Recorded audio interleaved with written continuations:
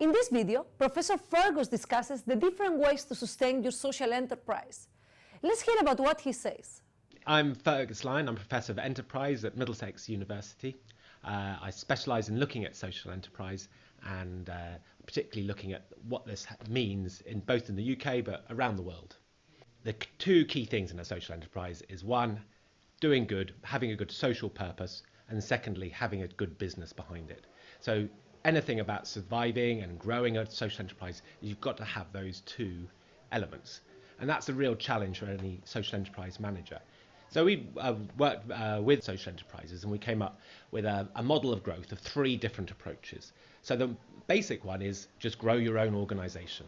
Do well, grow it, get more business, get more customers, get more contracts, and just grow. We call that sort of more the organic growth. Then a second approach is franchising and what we could call licensing, where someone has a really good idea, they develop it in their own organization, and then they think, let's replicate this, let's copy this in other organizations, and other organizations can actually pay us a fee to deliver this service.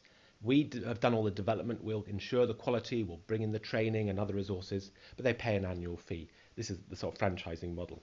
And the third way of growing, to have a big impact, because if your core objective is a social objective, you want to make sure that you are growing your social impact. And one of the best ways of doing that is giving away all of your information, all of your knowledge for free to encourage other people to do.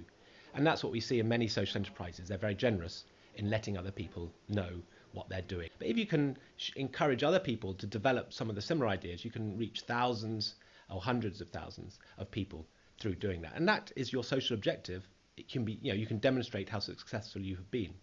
The challenge is making sure you've got a sustainable business as well. Giving away all of your intellectual property could threaten the survival of the business. So again, this is where great leaders of social enterprises have to balance up. How much do you give away?